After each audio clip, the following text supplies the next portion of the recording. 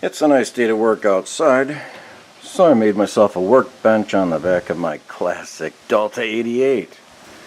Anyway, I've got most of the hog rings out, so now it's just a matter of finding the few that remain.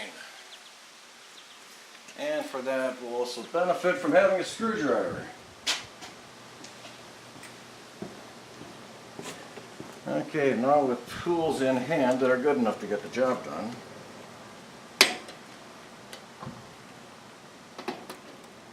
and glasses on, even though these aren't safety glasses, they will help in case one of these tried to puncture my eye. That can take the fun out of doing this.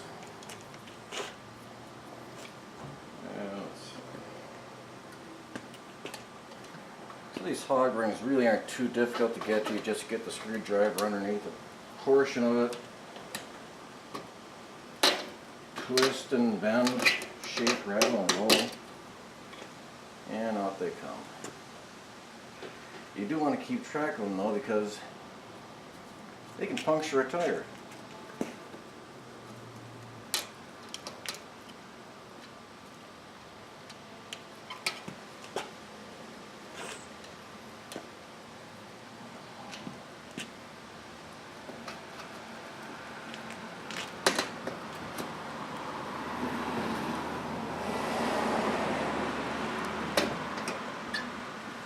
So if I haven't shown you what it looks like, I'll turn this around so I can see the viewfinder. And here is one of the hog rings. There are all sorts of them all over the place. All over, probably 2, 4, 6, 8, 10, 12, 14, 28, 38, 48. There might be 50 hog rings on here altogether.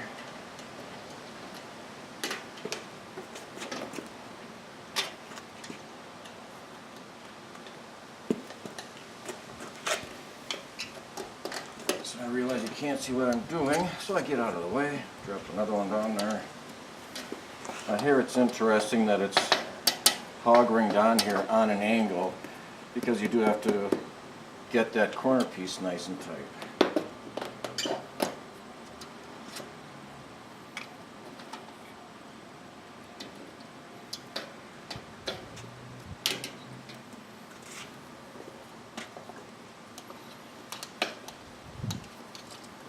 Another way of doing this is with side cutters. That can be quicker.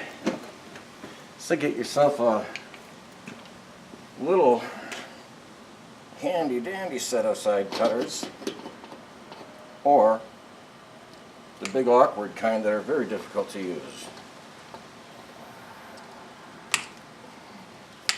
And there's a reason I don't like using that. Too big and I can't find my little ones, so back to the old-fashioned way.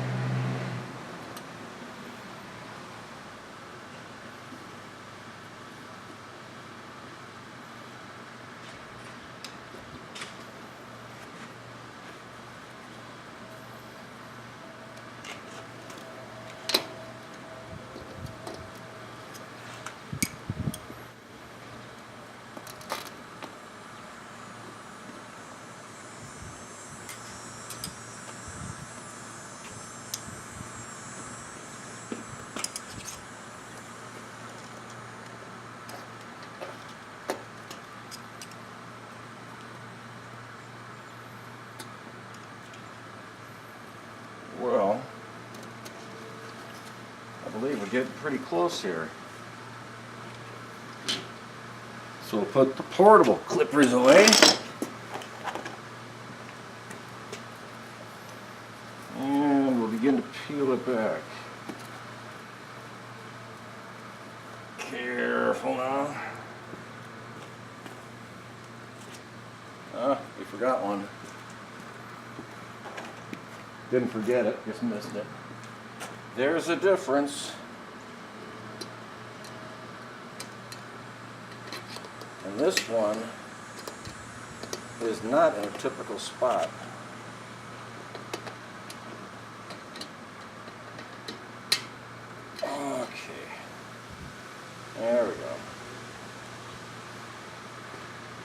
to get some of the pressure or some of the tightness out of there, sometimes you have to run a hog ring down far, pull the slack out of it. Okay, we gently go over this. The easier we are on this, the more likely it is to keep this intact if it looks like we can salvage it. And the owner of the car doesn't mind salvaging it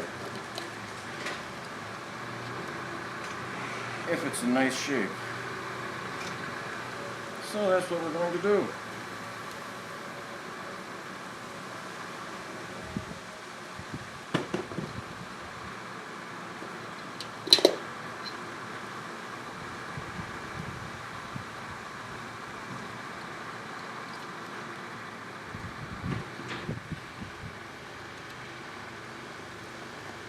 Okay,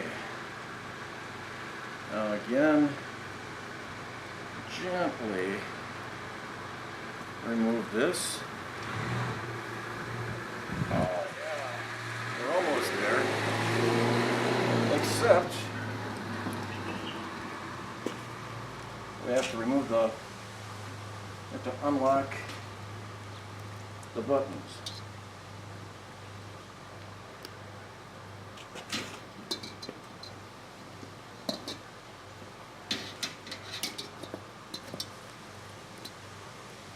It'd be nice to be ambidextrous.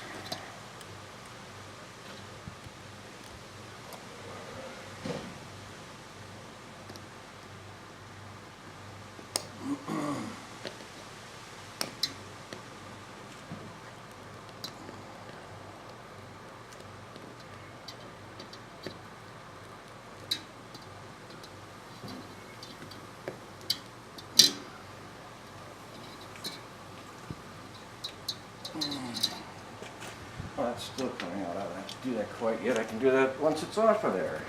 A little bit more. Allow for more room. There we go. Pull that up. Pull that up. That's good.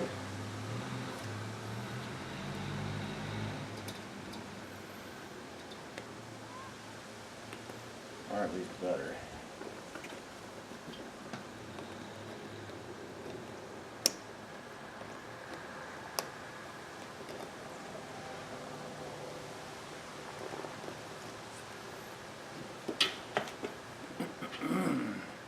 So I'm holding onto the button from the other side.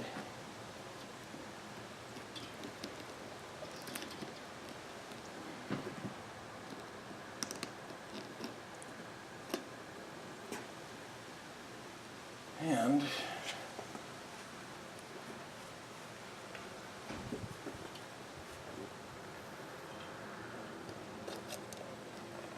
now there's just a couple of small flaps.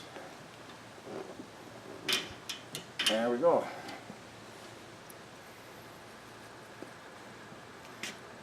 So this comes in two pieces.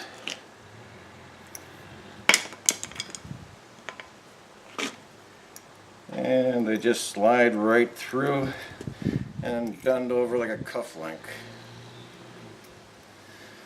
Nothing to it. I'm going to grab all these hog rings because I don't want to forget and drop them on my driveway. Okay. There's one.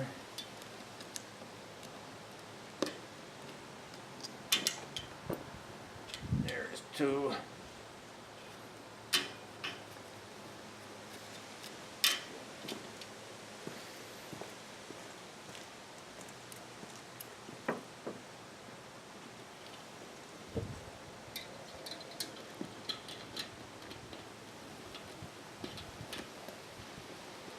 Three.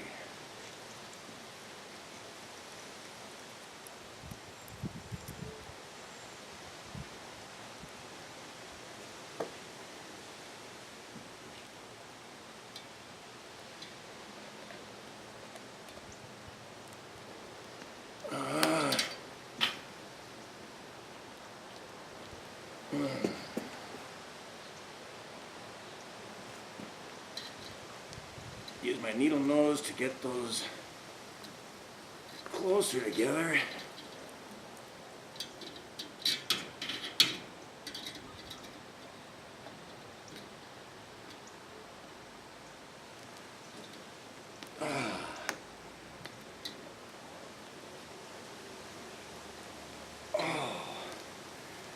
That one's on there good. Still, it's all straightened out, but there are other teeth, so to speak. There, I should do it. Or maybe not.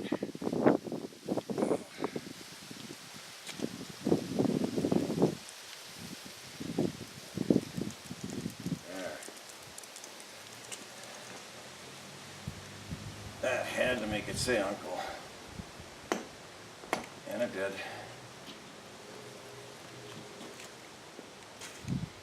All three, all four, and that one.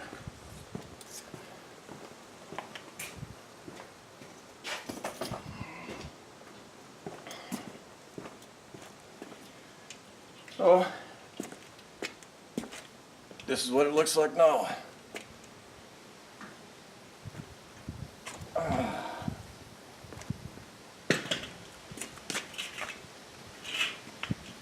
Now the wind is blowing. I don't want it to blow that off or risk damaging it out there, because this is in such nice shape. We'll be able to put the next one right over the top of it. And make sure that we don't have any hog rings in here. And we don't. Now I think what I'm going to do is use this pattern and duplicate it out of leather or cloth. Something that wasn't shown in the first video is this long wire strip that goes through this sleeve.